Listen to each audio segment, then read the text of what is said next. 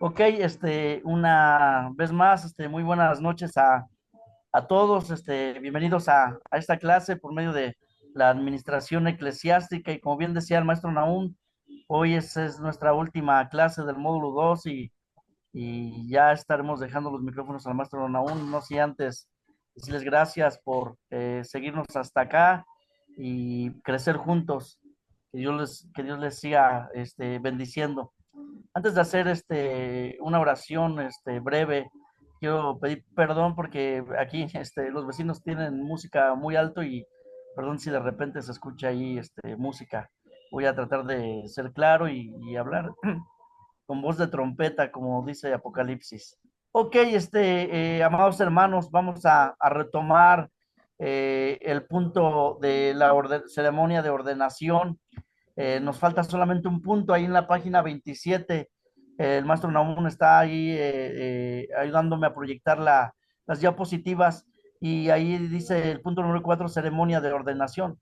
Hace 8 días veíamos que no era necesario, ¿verdad? No había un sustento bíblico que fuera una ceremonia de ordenación, que fuera necesario, sino la acción del trabajo, que era lo que, o es lo que más importa, ¿no? Entonces, pero vamos a ver este punto y vamos a entrar al siguiente tema ya final de este módulo. Y ahí en el punto número 4 dice ceremonia de ordenación, cuáles son sus pasos, cómo se realiza. Y dice ahí el guión, dice, el primer paso es llamar al grupo de pastores de la denominación. En el grupo debe incluirse algunos pastores de experiencia y de buena preparación. Esto es con el fin de preparar un examen al candidato de ordenación.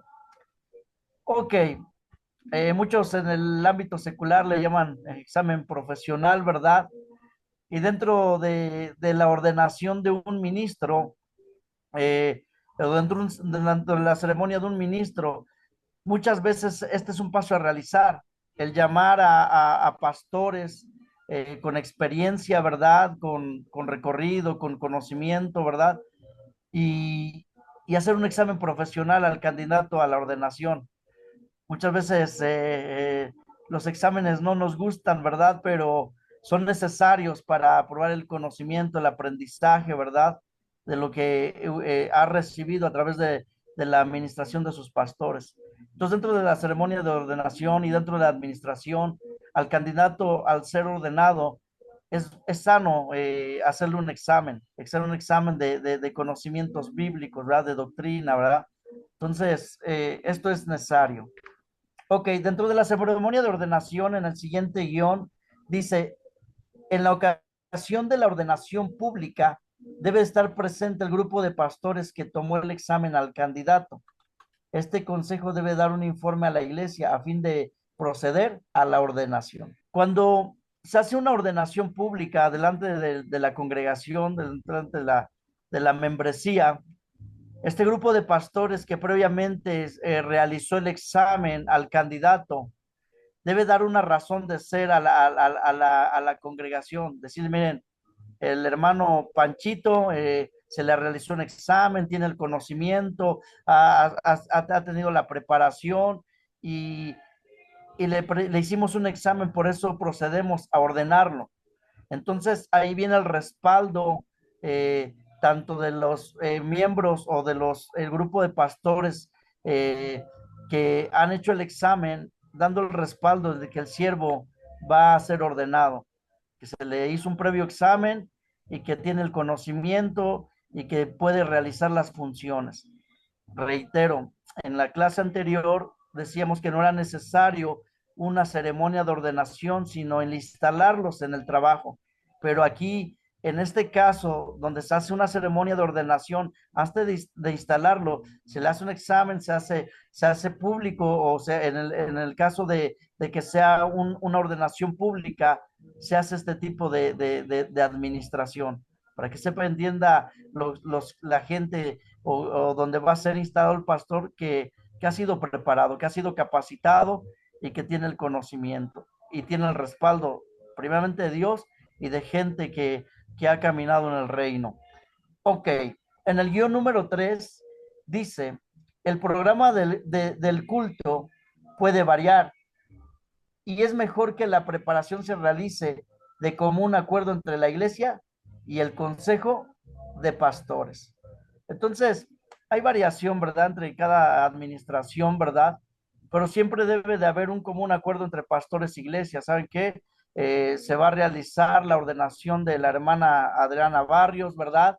Y convocamos a la iglesia, ¿verdad? Que sean testigos de este ordenamiento, a que participen juntamente con ella.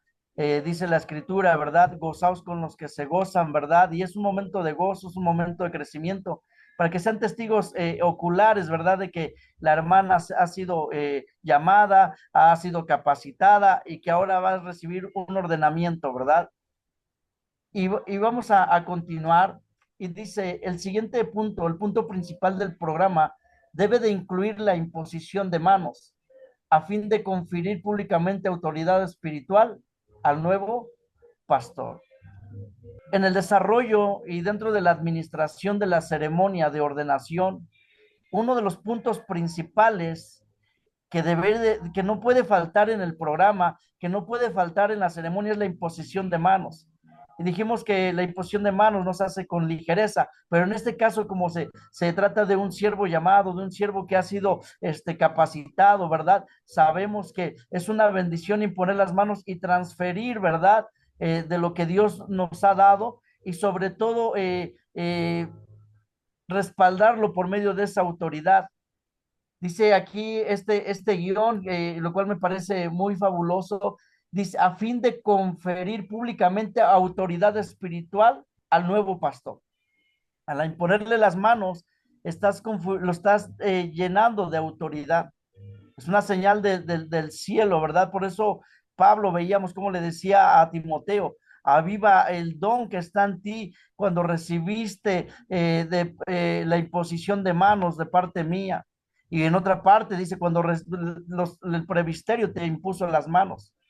Qué importante que siervos de Dios, siervos que han caminado con testimonio, con reconocimiento del cielo y de una membresía que está a su cargo, te pongan las manos y te respalden con esa autoridad y públicamente la gente vea que tienes la autoridad del cielo. Entonces, este punto no puede fallar dentro de la administración en una ceremonia de ordenación, la imposición de manos.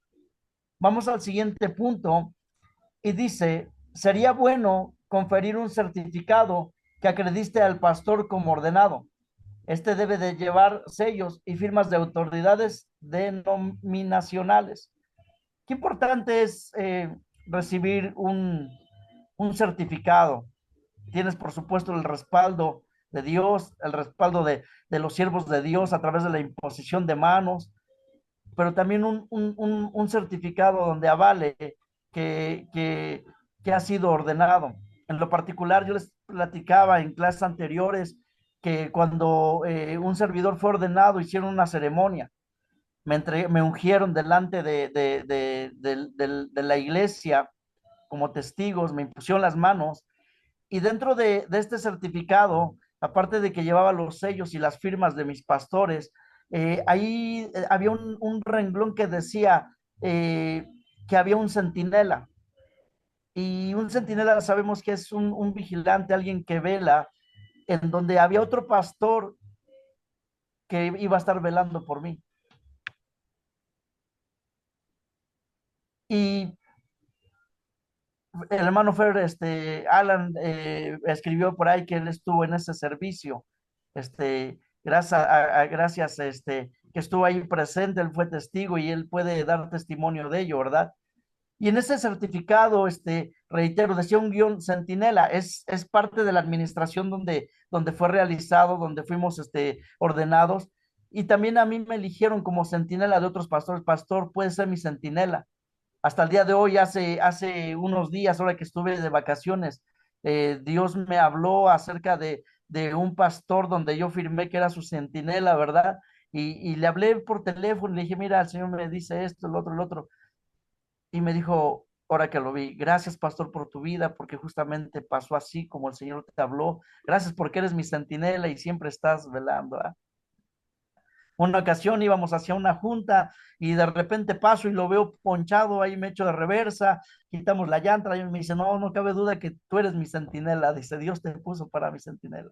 Y doy gracias a Dios por el centinela que Dios puso en mi vida, porque yo sé que hay alguien orando por mí. Entonces, eso se realizó dentro de la ceremonia de ordenación. Se dio un certificado con las firmas, los sellos de mis pastores, ¿verdad? Del presbiterio y sobre todo también de un centinela. Entonces, así fue desarrollado. Entonces, estos puntos son esenciales dentro de la realización de una ceremonia de ordenación. Entonces, esto es parte de la administración. Entonces, el día que si no se hace, no hay ningún problema, ¿verdad?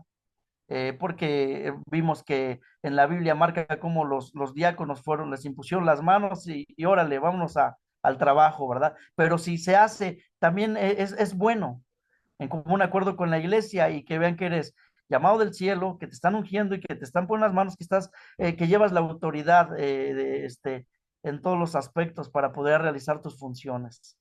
Entonces, esto es la administración dentro de una ceremonia de ordenación. Ok, vamos a pasar al siguiente punto, al punto D. Con eso terminamos lo de la ceremonia de ordenación o lo que es la ordenación de un nuevo pastor. Y vamos a pasar al inciso D. Y dice el inciso D ahí en nuestra página 27. Dice el salario pastoral. Amén. Salario pastoral. Vemos que dentro de la administración de las finanzas eclesiásticas es importante tocar el tema de los dineros. Muchas veces da temor hablar del dinero. Yo en lo particular, al inicio del ministerio, no me gustaba tocar los temas del dinero porque, para que la gente no se ofendiera o pensaran que uno andaba por dinero, pero es necesario por muchos aspectos. Primeramente por la bendición del pueblo, ¿verdad? Es necesario porque dice la escritura, traigan las ofrendas y los diezmos al alfolí y verán si no abriré la ventana de los cielos. Entonces es algo que Dios manda, ¿verdad? Dentro de su palabra, ¿verdad? Para la bendición del pueblo. Si uno no le habla de eso, pues no van a encontrar cómo está cómo se encuentra la bendición económica, ¿verdad?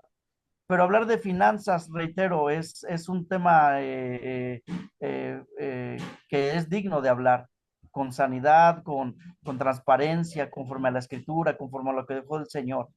Y dice aquí, el salario pastoral, y dice, este asunto suele ser un punto central, neurálgico, dentro del contexto eclesiástico, debido a la idea errónea de que los pastores son personas que viven de la caridad. ¿Cuántas veces no hemos escuchado, amados hermanos, gente de afuera o gente dentro de las mismas congregaciones que dice, es que el pastor vive de la iglesia y es que pura pedidera? Y hemos tenido este concepto, pero es una forma errónea cuando no hay una administración, cuando no se le enseña al pueblo qué es lo que dice la escritura y cómo se administran los dineros de la iglesia. Entonces, por eso dice que es un tema neurálgico y dentro del contexto eclesiástico, debido a la idea errónea de que los pastores son personas que vivimos de la caridad, y no es así. Y dice la escritura, ahorita vamos a irlo viendo más adelante, algunos puntos que quiero tocar. Dice, todo pastor desarrolla una gama de funciones. Es pastor, evangelista, maestro, orientador, predicador, facilitador, relacionista pública y es administrador principal de su iglesia.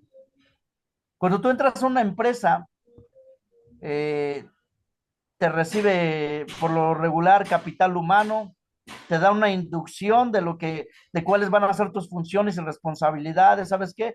Tu función es mantener esta mesa limpia, es como en el tabernáculo, ¿verdad? Tu función es que siempre hay aceite en la mesa. Tu función es que siempre el pan esté calientito. Y te dan tus funciones y responsabilidades, pero también te dan tus prestaciones de ley, cuál es tu salario, cuáles son los beneficios al desarrollar el trabajo.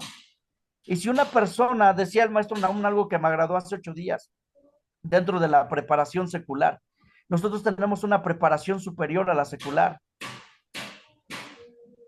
Entonces, dentro de la administración, un pastor realiza todas estas actividades y muchas veces pensamos que son menos dignas o que solamente el que trabaja en un trabajo secular puede recibir un sueldo y estamos equivocados. Me decía mi esposa, tú la has hecho de dentista, tú la has hecho de todo, dice, ¿verdad? Porque muchas veces tenemos que atender tantas situaciones, lo hacemos con amor y sin ganancia, dice la Biblia, con ánimo pronto, no por ganancia deshonesta, ¿verdad? Pero sabemos que Dios no es injusto. Pero en esa idea errónea, muchas veces, reitero, pueblo y sobre todo los de afuera, piensan que el pastor vive de la caridad y que no tiene derecho a un salario. O decía un pastor, ¿verdad? Y mis hijos que coman de aire, ¿verdad? Hay gente que ha sido llamada al ministerio de tiempo completo.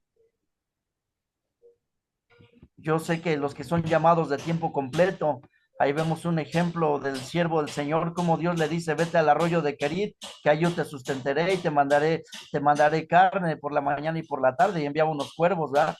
Y cuando se secó el arroyo, le dijo, ahora ve a Sarepta, porque yo he ordenado que una viuda te sustente ahí. Y sabemos que cuando te dedicas no por buscar tu beneficio, sino porque te dedicas porque has entendido el llamado, Dios te va a sustentar, ¿verdad? Pero muchas veces, o sea, reitero, pensamos que dice la escritura, el obrero es digno de su salario, pensamos que no es así. Hay otras personas que aparte de Pablo hacía tiendas, hay otras personas que trabajamos a título personal, desde que me convertí al Señor y fui llamado, yo siempre le he dicho al Señor, permíteme trabajar, y no porque te dé las obras de mi tiempo, permíteme trabajar y permíteme servirte. Porque también como ministros de Dios muchas veces no lo decimos a forma de vanagloria, porque he visto a muchos consiervos y aquí hay muchos que muchas veces de los dineros que aún ganamos en nuestro salario los invertimos en la iglesia o ayudamos al necesitado. Entonces, así es la administración eclesiástica, pero quitemos de nuestra cabeza dentro de la administración financiera que el pastor no es digno de recibir un salario. Ya vimos las funciones que hace, ¿verdad? Y nos quedamos cortos, ¿verdad? Es pastor, es evangelista, es consejero, ¿verdad? Muchas veces velorios, bautizos, atención a consejería, atención matrimonial, programar cultos de jóvenes, campamentos y tantas cosas, ¿verdad? Reitero, dentista. Recuerdo que hasta muchas veces la hemos hecho decía aquí relacionista público, eh, hermanos que no alcanzan pensión, hemos visto ahí llevarlos al seguro social a ver si alcanzan ahí con los conocidos, ¿verdad? Para que les den su pensión y no queden desprotegidos. Tantas cosas, por mencionar algunas. Entonces, por eso me agrada lo que dice el maestro Naum. Nosotros tenemos una preparación superior por medio del Espíritu Santo, la escritura, de las vivencias en el Señor y tanto trabajo que se realiza. Por eso Pablo decía, en desvelos, en hambres, ¿verdad? Por fama, por buena fama, por mala fama, ¿verdad? Perseguido, tantas cosas.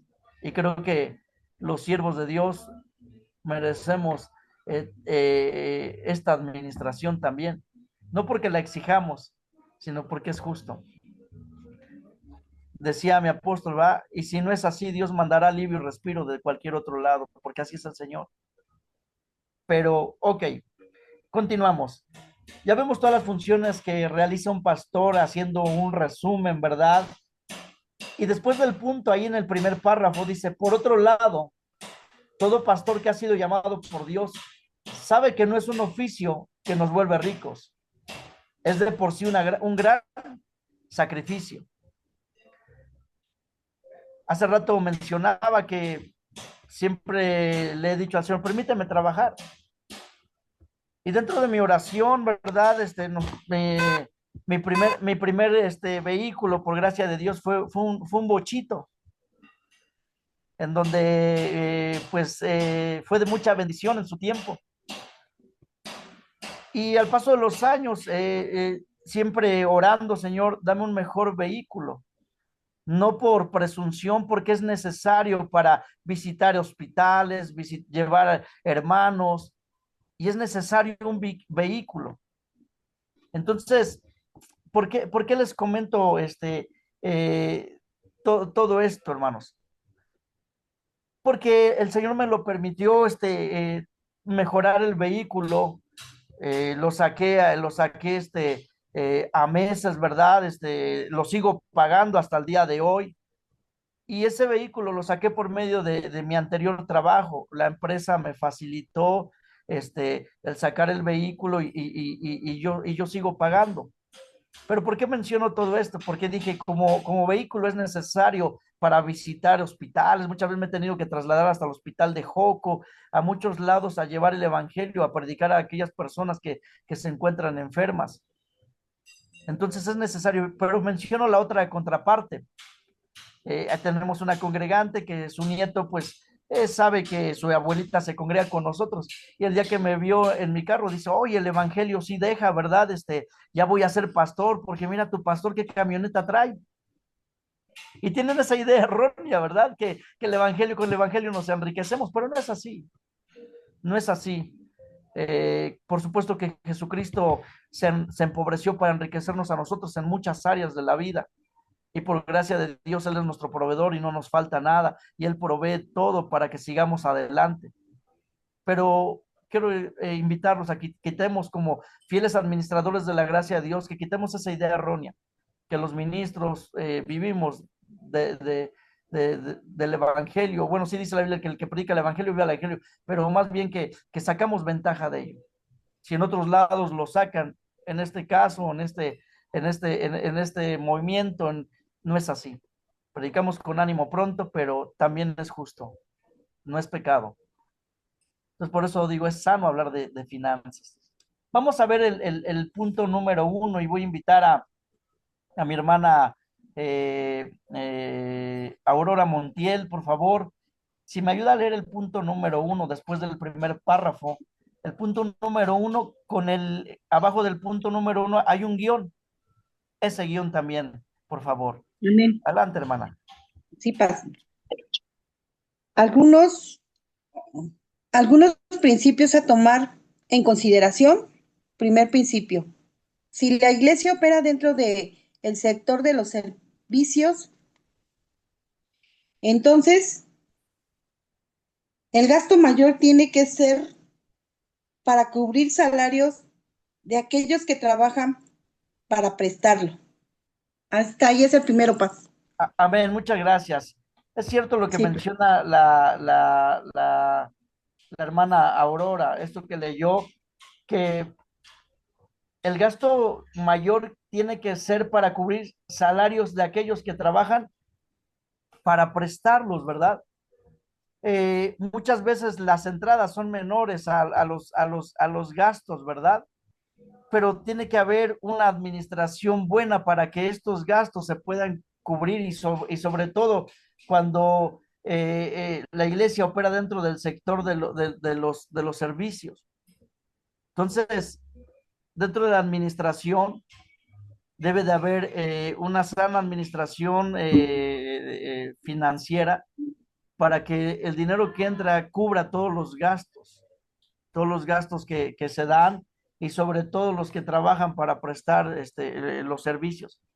Eso entra dentro de la administración. Conozco iglesias bautistas donde el pastor recibe un salario, donde tiene una administración y cubren todos los gastos y las entradas deben de ser mayores. Ok, voy a pasar al siguiente guión y voy a invitar a mi hermana Adriana Barrios.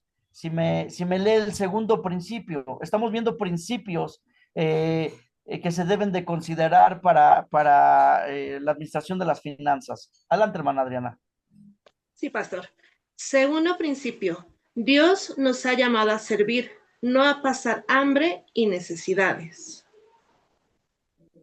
Está fuerte esto, ¿verdad? Dios nos ha llamado a servir, no a pasar hambre ni necesidad. Sabemos que Habacuc 2:4 dice que el justo por la fe vivirá. Sabemos que nos movemos por fe, sabemos que cuando Jesús mandó a sus apóstoles o a sus discípulos, dice, cuando vayan, dice, los envió de dos en dos, no lleven alforja, ¿verdad? No lleven nada, no lleven, ahí, sino que en la casa donde estén, ahí los sustentarán. Si hay un hombre de paz, ¿verdad? La paz reposará, y si no, la paz se volverá a nosotros. Por supuesto que somos hombres de fe, pero Dios nos llamó a servir y no a pasar hambres. Otro versículo bíblico, David dice, joven fui, envejecí, no vi justo desamparado que su simiente mendigue pan. Sabemos que Dios nos sustenta, pero también entendemos que muchas veces como siervos de Dios hay veces que se padece necesidad. Enseguida te doy el lugar, hermano. Termino rápido este comentario y por supuesto con gusto. Y dice que fuimos llamados no a pasar hambre. Recuerdo que una ocasión mi apóstol daba un testimonio en donde unos hermanos habían dado su diezmo obedeciendo al Señor, a lo que dice la Escritura. Y un domingo de servicio, ya por la tarde o por mediodía, por ahí, el hijo de los pastores salió a la tienda a comprar un refresco, a comprar una soda. Y estos hermanos que habían cumplido fielmente dicen, oye, hijo, ¿qué haces? Dice, no, pues viene por un refresco, pues, ¿qué vamos a comer? Y dice, ¿y qué van a comer? Y dice, vamos a comer barbacoa, dice. Ah, qué bien, dice. Dice, sí, van a comer barbacoa porque hoy yo diezmé. Y el niño en su inocencia va y le cuenta a su papá con toda madurez va y le dice, mire hermano, si vamos a comer barbacoa es porque Dios bendice, pero si le cuesta diezmar o piensa que por usted, aquí está su diezmo, hermano. Son cosas fuertes, pero se tienen que hablar. Fuimos llamados a servir, no a padecer hambre. Y dentro del servicio, reitero, el obrero es digno de su salario. El que participa del altar, dice la Biblia, que viva del altar. Desde el antiguo tiempo en el tabernáculo, cuando los sacerdotes se encargaban de ofrecer el cordero, se encargaban del sacrificio, Dios les dio una porción y dijo, guárdenle el cuajar, ¿verdad? Y la espaldilla a mis sacerdotes del sacrificio que hacen. Guárdenle. Desde aquel tiempo comemos barbacoa, gracias a Dios. Entonces Dios siempre tiene nuestra porción, pero Dios nos mandó a servir, pero no a padecer hambre. Adelante, pastor Alan, perdón que me extendí un poquito. Adelante, te escuchamos. Sí, no hay problema, Pasfer, no hay problema, lo entendemos bien. Sí, para corroborarle del punto que está hablando, yo entiendo perfectamente bien y todos los que estamos en la iglesia entendemos. Perdón, Pasfer, en lo particular te escucho muy lejos, casi no se te escucha, no sea general. ¿Ya se escucha mejor? Ahí está, hermano. Sí. Ok, comentaba que a los que nos conocen en la iglesia, a los que estamos sirviendo en el altar del Señor, saben perfectamente de las situaciones de que obviamente muchos trabajamos en trabajos seculares y es donde mucho pueblo entiende las circunstancias de que pues no somos carga para la iglesia. Yo entiendo perfectamente bien y es bíblico de que el obrero es digno de su salario, pero también para testimonio, ¿no? Hoy en día no somos carga de la iglesia ninguno de los pastores y se respeta quien Dios lo ha llamado de tiempo completo, pero pues vemos el ejemplo en el apóstol Pablo, como lo comenta Pasfer, el mismo Pablo decía que por lo mismo no quiere ser cargo para la iglesia, entonces él trabajaba, entonces esa parte sí se les aclara mucho en la iglesia, de que si nos ven a los pastores yendo a comer, por ejemplo, a la salida del culto, un pollo rostizado, un taco de barbacoa, como lo comentó, no es por los ingresos de la iglesia, sino porque en lo secular muchas de nosotros, pues, Dios nos ha bendecido y nos seguirá bendiciendo, gracias a Dios, para no ser carga de la iglesia. Y tristemente mucha gente que es su primer culto y ese tipo de cosas, llegan a malentender ese tipo de cosas, pero por lo mismo, pues estamos aprendiendo todos cuál es el orden correcto, porque igual ahorita estamos presentes pastores y hermanos en Cristo Jesús y pues estamos aprendiendo todos acerca de lo que Dios manda y ordena correctamente. Amén, pastor Fer, muchas gracias por tu aportación. Es de mucha bendición y es cierto. Tengo un amigo, apóstol, Yo recuerdo cuando yo no era cristiano, yo pasaba, era mi camino a ir a jugar fútbol, y recuerdo que era una iglesia con láminas, armado un jacalito, por así decirlo, con láminas, y se escuchaba el gozo con panderos, y yo decía, oye, estos locos, ¿verdad? Y un día me invitó a predicar, dije, yo estoy en medio de esos locos, ¿verdad?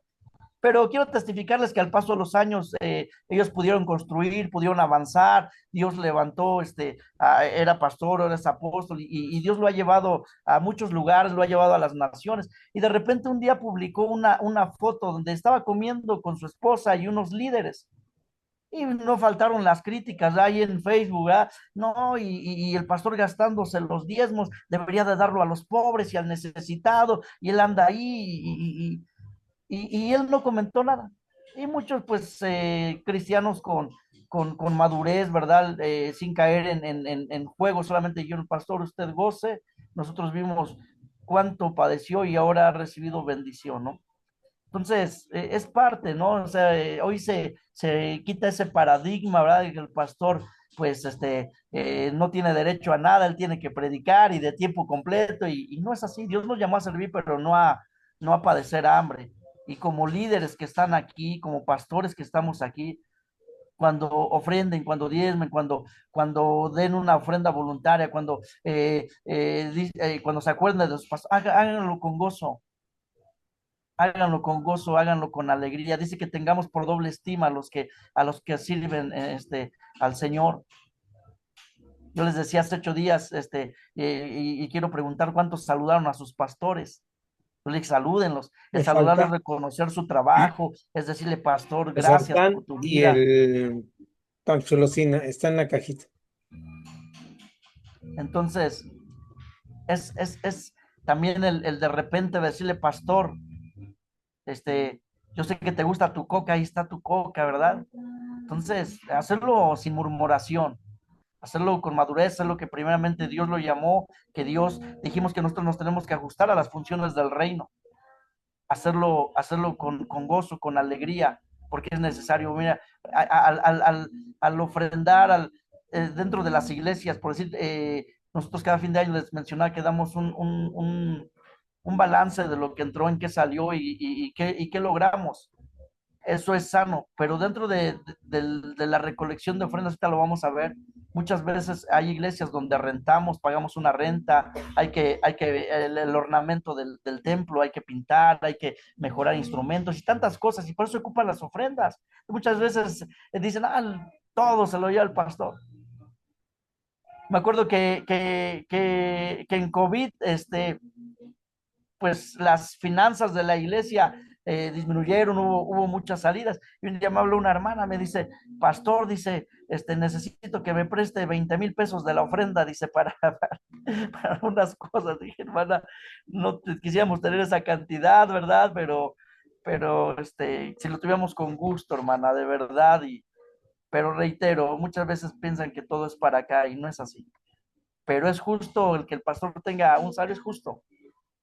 Reitero, y termino con estos 2 puntos: el obrero es digno de su salario, y no es pecado, y es sano hablar de finanzas. Ok, el tercer párrafo, voy a invitar a mi amada esposa que se me ayuda a darle lectura, por favor. Ok, dice, tercer principio, no hay nada diabólico en el dinero.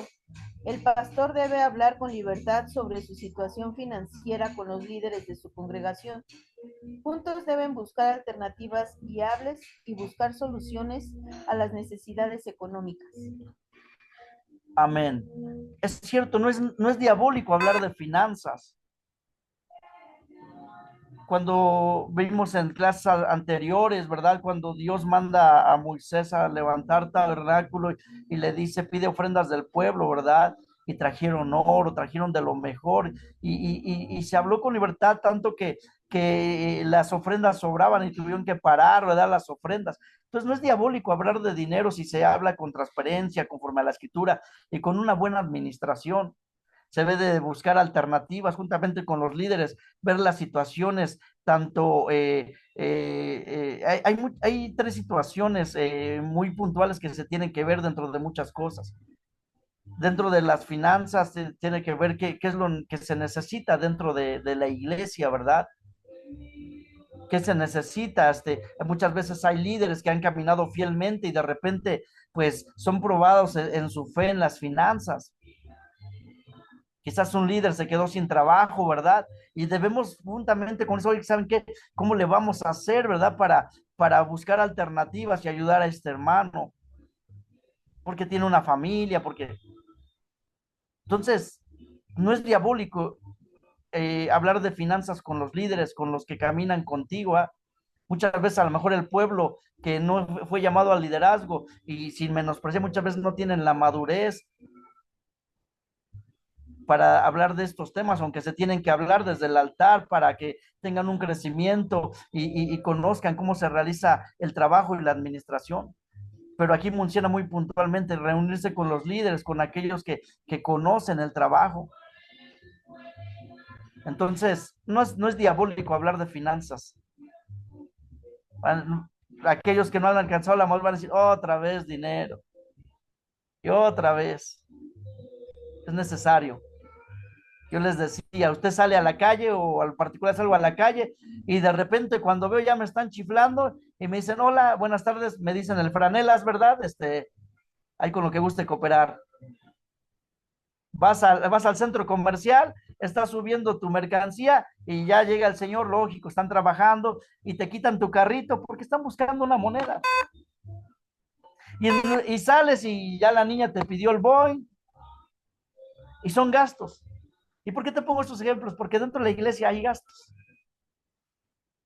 que son necesarios y se tiene que buscar las alternativas, las estrategias para adquirir recursos.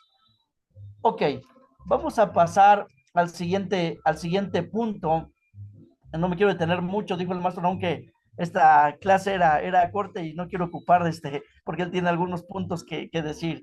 Ok, en el cuarto principio dice, es duro desarrollar la función pastoral cuando se tienen necesidades apremiantes. Esos problemas contribuyen a crear tensiones, enfermedades, insomnios, ansiedad y depresión. Una ocasión leí un artículo que la mayoría de la muerte de siervos era por estrés, por infartos, porque hay muchas, ciertamente la dice que echemos nuestra ansiedad, que por nada estemos afanosos, pero hay cosas que son apremiantes, hay cosas que resolver. Y este cuarto principio es duro desarrollar el pastor, dedicarse a la obra cuando hay necesidades. Reitero, y cuando si hay una familia, los hijos tienen que ir a la escuela, tienen que ser provistos los útiles, el lunch, ¿verdad? La esposa, ¿verdad? Entonces, es duro, por supuesto que es duro. Recuerdo que cuando inicié el ministerio, yo trabajé instalando antenas y me recuerdo que llegué a un hogar y empecé a instalar las antenas y tenían alabanzas. Y le digo, ¿es usted cristiana? Me dice, sí.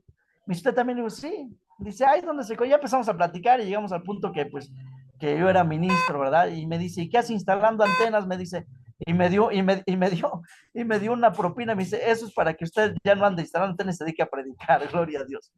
Dice, el siervo de Dios no tiene que tener necesidad. Y dije, wow, grande es su fe, ¿no? Pero también yo recuerdo que yo le oré al Señor, permíteme trabajar, Señor, ¿no? Y Dios hasta el día de hoy me ha permitido trabajar y servir y así ha sido mi relación con Dios. Ok, vamos a leer el quinto principio. Voy a invitar a mi hermana Reina Margarita González, que si me lee el quinto principio, por favor. Sí, Paz. Es un amor pensar que un pastor tiene que ganar menos que un laico, que tiene igual preparación, experiencia y carga laboral. Amén. Es un error dentro de un principio pensar que el pastor tiene que ganar más que un laico. Un laico es aquel que pertenece al pueblo, pero no ha sido llamado. Y muchas veces pensamos que el pastor, si prospera o gana o empieza a florecer, es un error que, no, pues el pastor tiene que ganar menos que yo, ¿no?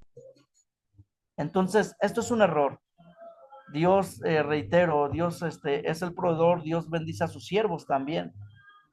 Y también es justo que los siervos, dice la Biblia, ¿verdad? En el tiempo de adversidad considera y en el tiempo de bendición goza.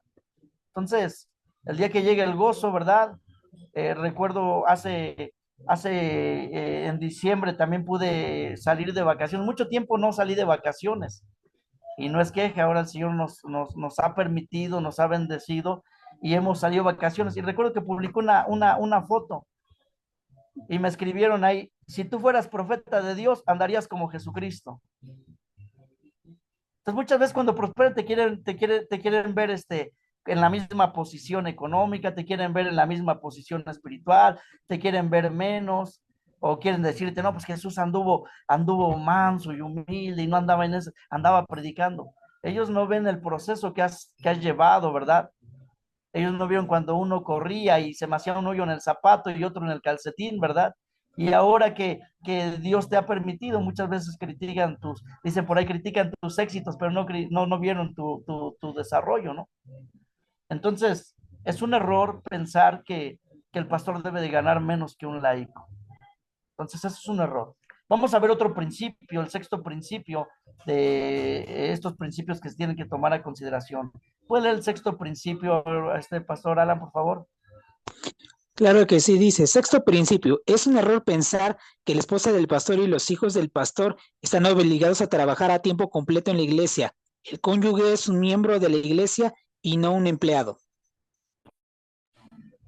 Gracias, pastor. Ciertamente, muchas veces como iglesia, cuando conocemos estos principios de administración, queremos administrar aún el tiempo del pastor, ¿verdad? Y pensamos que el pastor debe de servir 24/7 y sus hijos no necesitan tiempo y su esposa no necesita tiempo o que no puedes descansar ni un momento, ¿verdad? Recuerdo pastores que aplicaron brecha, que por su temor reverente al Señor, por su fe incansable, muchas veces le prometían a sus hijos, vamos a ir al zoológico. Y a los niños, se dice la Biblia que el que no recibe el reino como un niño no puede entrar en el reino, ¿ah? Y les hacían la promesa ahí al zoológico y los niños ahí ya bien puestos. Y llegaba la familia tal y se cancela la salida porque pues, tenemos que atender a los hermanos. Cuando hoy en estos tiempos debes de tener específico, no porque no amas al Señor, no porque no ames a su pueblo, dentro de la administración hay tiempos, hay horarios de atención, hay tiempo para la familia. En lo particular, muchas veces yo me doy un tiempo yo le digo a mi esposa, ¿a dónde te gustaría ir? ¿Qué quieres hacer? Le digo a mi hija, ahora te toca a ti, ¿qué quieres que hagamos? Y si ella dice, pues quiero ir a patinar, pues vamos a patinar.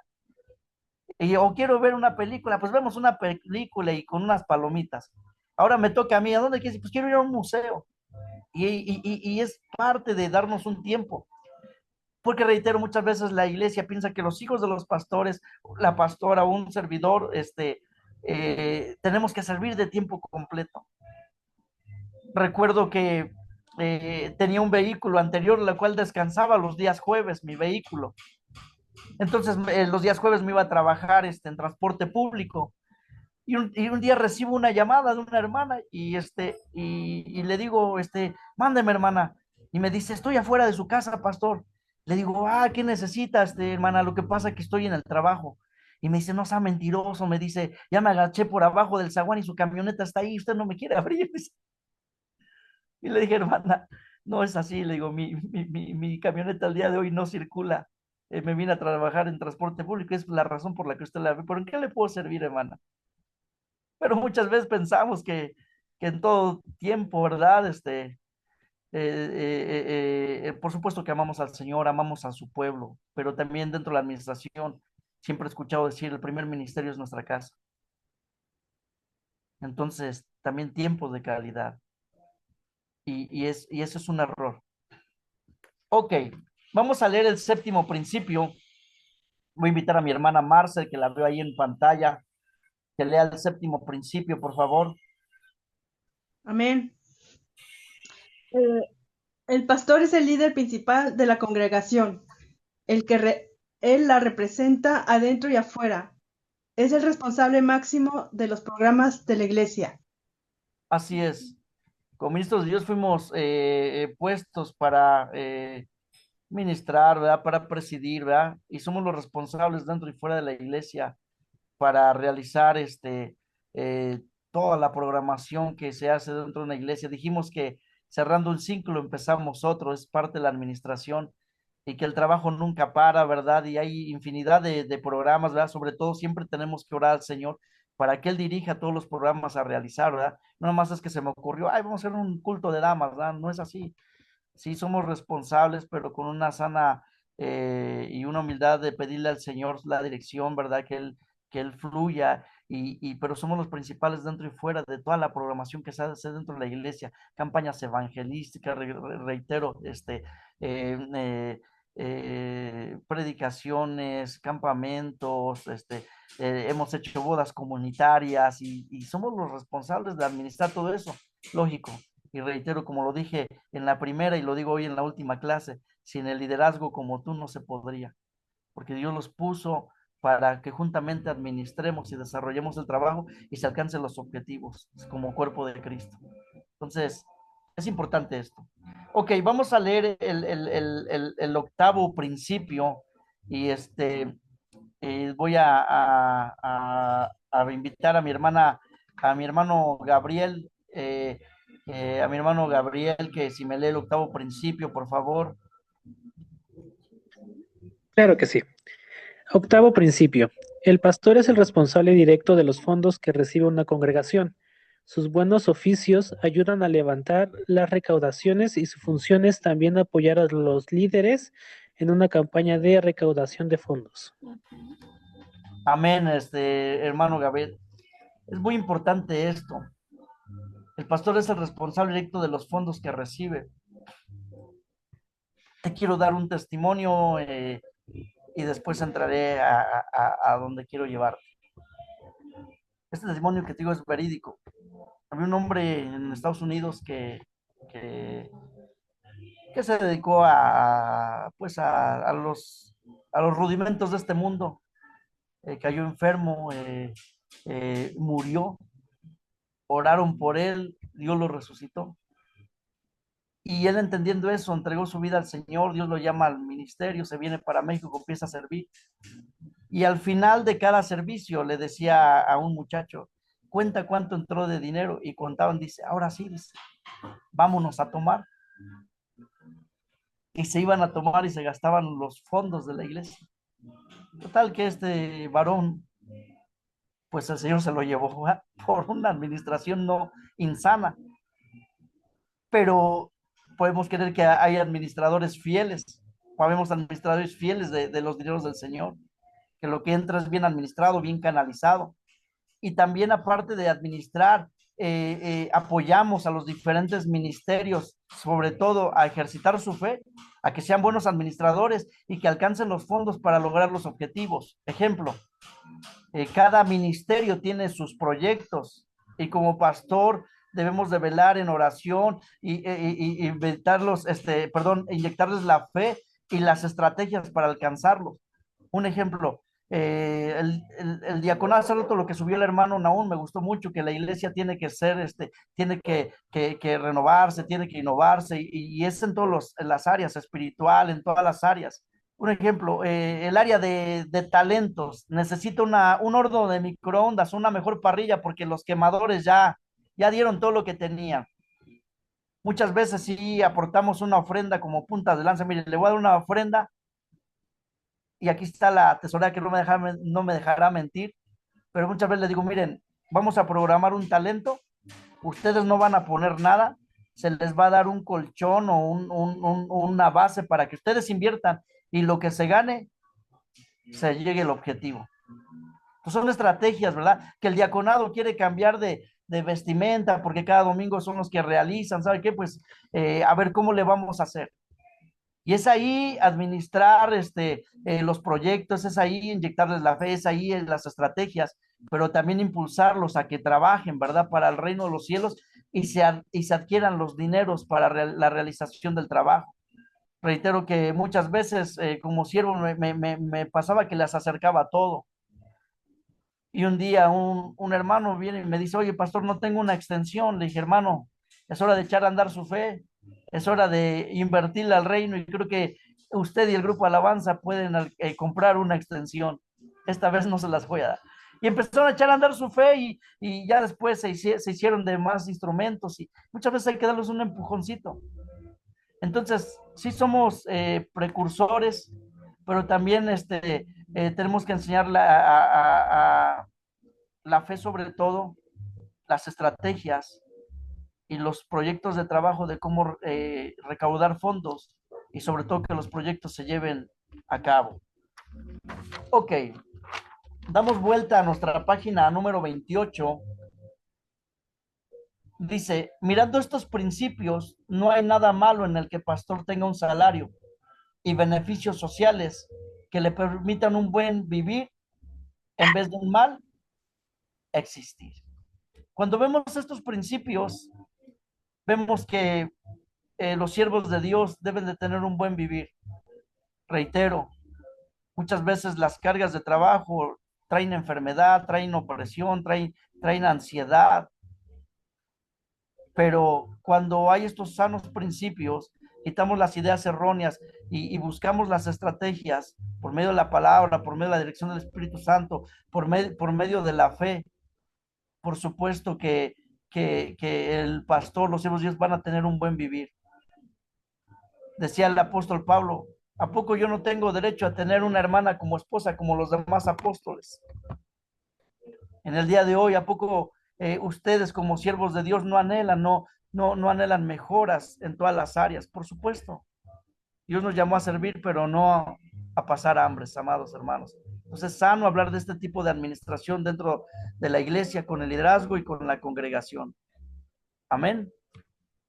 Ok, vamos a ver el punto número 2 de la página 28 de la última página de nuestro manual y dice, criterios a seguir en el momento de asignar un salario al pastor. Por supuesto que hay criterios, ¿verdad? Dentro de una organización, dentro de una administración de una empresa secular, hay tabuladores, hay descripción de puestos, donde de acuerdo a tu descripción de puesto es tu salario, ¿verdad? Con todo respeto, no es lo mismo el salario de alguien que se dedica, por decir, a surtir un pedido, a alguien que se encarga de la contabilidad, ¿verdad? Porque a lo mejor dentro de los requisitos, el que se encarga de encargar un pedido, quizás tenga solamente cierta preparación, más otro tenga otra preparación. Y no quiero confundirlos con que si este pastor tiene más preparación, menos preparación. Vamos a ver esos puntos administrativos. Dice, criterios a seguir en el momento de asignarle un salario al pastor. Ahí en el primer guión dice el tamaño y la complejidad de la congregación. A mayor sea el número de personas y a más complejos sean sus programas, mayor y más extenuante resulta ser el trabajo pastoral. Siempre le he dicho a la congregación, si llega una familia nueva a la iglesia, es mayor trabajo para un servidor, porque hay que orar por sus vidas, hay que vigilar su crecimiento, hay que cuidar su alma, su corazón, su desarrollo, y es un trabajo más. Entonces, a mayor crecimiento, mayor demanda de trabajo, a mayor demanda de trabajo, mayor tiempo invertido. Entonces, muchas veces esos puntos se consideran para darle un salario al pastor. Dice el segundo guión, la preparación académica. Si de un maestro se requiere dominar la materia que enseña, de igual manera se debe requerir a un pastor dominar su campo. Debe de estudiar a fin de ejercer sus funciones con actividad, en condiciones habituales y eficiencia, considerando la inversión. Yo hace rato decía, no es lo mismo el salario de alguien que se preparó poco y que fue a pedir empleo y quizás se dedique a surtir mercancía. No quiero decir que esto sea vergonzoso o que deshonre, al contrario, es dignificante el trabajo, pero alguien que se preparó y tiene una profesión y maneja bien, pues va a recibir un mayor salario. Entonces, también el pastor tiene que dominar bien su campo, tiene que estar preparado, ¿verdad? Me acuerdo que mi apóstol decía, hay siervos que quieren ganar lo de un mes en una semana y ni siquiera visita, ni siquiera ora, no aconseja y no quiere atender a la iglesia, ¿verdad? Entonces, ¿cómo va a recibir? Pero, reitero, entonces, esto es parte de la asignación dentro de la administración del salario de un pastor. Dice el guión número 3, 4, perdón, la capacitación continuada. Es muy bueno y necesario que todos los años los pastores asistan a seminarios, cursos y talleres de educación continuada. En cierta medida los pastores deben de ser profesionales en su campo. Dijo el apóstol Pablo, no pretendo haberlo alcanzado ya todo. Como siervos de Dios seguimos preparándonos para dar una buena enseñanza, para dominar el campo, para dar un excelente servicio sobre todo a Dios y a los santos. Entonces, parte de la administración. Aparte, perdón, quiero hacer un paréntesis. También de acuerdo al salario de un pastor, dentro de las iglesias que tienen un gran número de membresía, muchas veces dicen hay iglesias de 5,000 miembros, ¿verdad? Imagínate si los 5,000 diezman, tú dirías, ay, los 5,000 que diezmaron, los diezmos son para el pastor. No es así. Dentro de la administración, en lo particular, pues se canalizaría ese dinero para, sí, para la iglesia, para los necesitados, para construir, no sé, otro centro de adoración, en donde a lo mejor se construya la vivienda de aquel que lo necesita, y el pastor vivir de un salario. Entonces, eso es donde hay iglesias grandísimas, ¿verdad? Con una membresía grande. Sería, ay, todos los diezmos son para el pastor. No, que le den un salario y lo demás se canaliza, donde hay un administrador, donde hay tesoreros. Entonces, es parte, si la iglesia es pequeña, pues también, reitero, ahí pues sí, los diezmos, desde mi punto de vista, pues sí, el pastor tiene derecho, porque dijo el Señor, ¿verdad? Traer el diezmo al sacerdote, ¿verdad? Tanto vemos como Abraham desde Génesis dio el diezmo de diezmos, ¿verdad? A Melquisedec, ¿verdad? Rey de Salem, ¿verdad? Entonces, desde allá se maneja este tipo de administración. Entonces, es necesario y no es diabólico. Ok, vamos a ver, aparte de la capacitación continua, que es lo que les invito dentro de la administración personal, ministerial, que nunca dejen de prepararse, nunca dejen de estudiar, nunca dejen de crecer, porque así dominaremos bien el campo y daremos razón de ser a la iglesia y a todo aquel que tiene necesidad del Señor.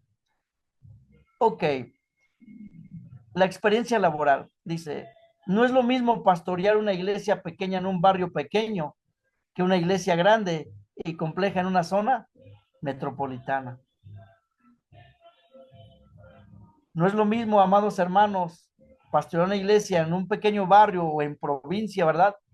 Recuerdo que decían que en provincia las ofrendas o los diezmos que llevaban era el huevito de una gallina, era un puñito de frijoles, y no es lo mismo que en una zona metropolitana. Entonces, vemos que hay una ambigüedad entre las diferentes posiciones, ¿verdad? Pero es significante donde Dios nos puso el predicar el evangelio. Sabemos que Dios sustenta, pero reitero, la experiencia pastoral no es lo mismo, reitero, dentro del desarrollo de las funciones, dentro del campo. Ahí es donde se prueba la verdadera fe. No quiere decir que en una zona metropolitana no tengas fe ni se pruebe. Pero recuerdo que en provincia, una ocasión, hubo un huracán, se llevó el techo de la iglesia y el pastor, los hermanos, pues corrieron a albergues, otros dejaron sus casas por miedo al huracán y el pastor se quedó en la iglesia clamando, ¿verdad? Una experiencia diferente a la zona metropolitana. Se quedó clamando allá al Señor y llegó el momento en que tenía hambre, ¿verdad? y unos muchachitos lo escucharon orar y dice este testimonio que le empezaron a aventar de plátanos y naranjas. Dice, vamos a mandarle plátanos y naranjas para que él piense que Dios lo escuchó. Pero sabemos que era Dios trayendo respuesta, ¿verdad? Pero reitero, ese tipo de experiencias no es lo mismo en una zona metropolitana que en un barrio humilde o que en provincia. Entonces, la experiencia de un pastor es muy importante dentro de la administración. Recuerdo un pastor que predica en las Amazonas, en el río Amazonas, allá en Brasil, allá en la selva. Conozco un hermano misionero, dice que fueron allá y ellos tenían que llevar agua embotellada, llegaban en lanchas y porque si bebían agua del río, se podían morir y el pastor bebía agua del río. Y dice que un día empezó a llover, pero fuerte, fuerte. Y pues los hermanos que iban de misioneros medio espantados allí orando y les dice dentro de su experiencia, el pastor, su experiencia con el Señor, su experiencia laboral, su experiencia ministerial, les dice, ustedes no conocen nada, dice. Y sale y dice, Señor, en el nombre de Jesús abre los cielos. Y dice que los cielos se abrieron. Entonces son experiencias que difieren entre un barrio pobre o una provincia, a la zona metropolitana, no siendo que la zona metropolitana sea más fifí o más afresada, por así decirlo, ¿verdad? También, por supuesto, que los siervos de Dios son procesados, pasan por sus diferentes procesos y también traen una experiencia laboral dentro del ministerio. Y vamos a avanzar y dice el último guión, dice la composición familiar. Este sería un buen factor para asignar una compensación pastoral. Además, se le debe proveer un mínimo de beneficios básicos como lo son plan médico, vacaciones regulares, días libres, educación continua y un buen plan de retiro. Diría, el pastor hasta de vacaciones lo manda. Dentro de la asociación religiosa donde pertenecemos, el legajo interno dice que el presidente que representa la asociación, la misma asociación tiene que hacerse cargo de sus gastos de gasolina, de los gastos, pero muchas veces no es así. Muchas veces, reitero, hay siervos que tienen que pagar sus propios gastos, gasolinas, vacaciones, pero yo creo que con una sana administración sí se puede lograr todo este tipo de situaciones, como lo menciona acá, va a proveer de gastos médicos. Dice la escritura, lo leíamos hace algunas clases, decía Pablo, ¿quién enferma? Yo no enfermo. Cuando alguien enfermaba, por supuesto que Pablo visitaba a los enfermos, y hasta hoy, hasta hoy quiero dejar quiero dejar la clase, quiero dejar los micrófonos al maestro Nahum sin antes preguntar si hay alguna duda, alguna aportación y sin antes decirle gracias por escucharnos a lo largo de estas 9 clases. Gracias por crecer juntos, por aprender juntos. Seguimos aprendiendo, seguimos desarrollando y estos temas de administración son bien necesarios porque entonces tendremos la capacitación, no seremos puestos al vapor, tendremos una administración de tanto cosas materiales. Decía que debes de saber cuántas sillas hay en tu iglesia. Eso es administración. Debes de saber cuántos micrófonos tienes en tu iglesia. Debes de saber administrar a tu liderazgo, ser empáticos con ellos, no nada más exigirles el trabajo. Las finanzas también, por supuesto. Entonces, todas estas clases, por supuesto que yo creo que han sido de mucha bendición. Y así dejo el micrófono a mi hermano Alan, el pastor Alan Ortiz, que quiere dar un comentario. Adelante, hermano Alan. Bendiciones. Sí, dos cuestiones rápidas. Una de ellas es un testimonio de lo que me pasó hace años cuando se estaba construyendo la iglesia. Pues a mí me criticaron duramente precisamente en el punto que estábamos hablando, hace como 2 puntos, de por qué el hijo del pastor, si es el hijo del pastor, por qué no viene a meter las manos. y pues yo estaba estudiando en ese entonces y no me era posible, y pues tristemente a los que hablaban en ese entonces se les olvidó que cuando tuve la oportunidad, cuando nadie iba, pues yo estuve ahí apoyando en lo que pude la construcción de la iglesia en ese entonces, pero bueno, a mí me tocó pasar esa parte del punto que se tocó. Y la segunda es una aplicación de lo que hoy en día estoy viviendo. Hoy en día, pues obviamente en el trabajo de la obra del Señor, pues yo no tengo mucha disponibilidad de poder hacer ciertos trabajos que puedo realizar en la iglesia. Mas, sin embargo, cuando se ha necesitado hacer trabajos de soldadura, de herrería para la casa del Señor, bendito sea Dios, pues no faltó quien viniera juntamente conmigo y pues ya me ayudara en algo. Claro, gracias a Dios dentro de mi trabajo, pues me ha permitido desarrollar ciertas habilidades que las hemos puesto a la obra en las manos del Señor. Y pues muchas de las cosas de las que ayudan al pueblo es ver que nosotros, si tenemos la facultad y estamos capacitados para hacer ese tipo de trabajos, incentivan a la iglesia a apoyar. Como dice el apóstol, donde no van sus pasos, pues van sus pesos.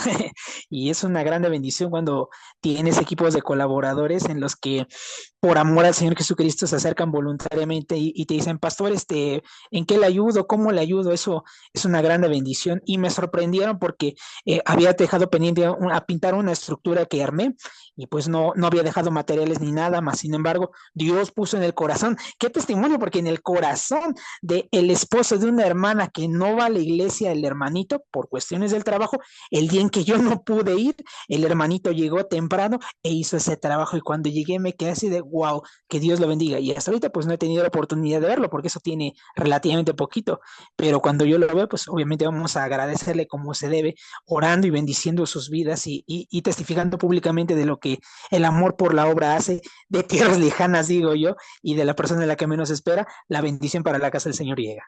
Bendiciones. Muchas gracias, Pastor Alan, muy atinado tu comentario. Ciertamente lo veíamos hace rato, ¿verdad? Que muchas veces pensamos que los hijos de los pastores tienen que servir de tiempo completo. Y decíamos que muchas veces pensamos que un laico tiene que ganar más que un pastor. Y muchas veces así es el caso, pensamos que los hijos de los pastores no tienen que estudiar, tienen que servir de tiempo completo. Y no es así. Yo fui testigo de cuando el pastor Fer, Alan, era estudiante ahí en la escuela de química del Politécnico. Yo trabajaba por ahí y lo veía cómo iba a la escuela. Entonces, muchas veces no es porque no amara al Señor, yo lo vi servir al Señor juntamente con su padre y ahora está al frente de una iglesia y le toca esta parte, ¿no? Pero qué bueno que das ese punto, hermano. Dios te bendiga. ¿Alguien más, amados hermanos? Pues si no es así, que Dios los bendiga y dejo los micrófonos.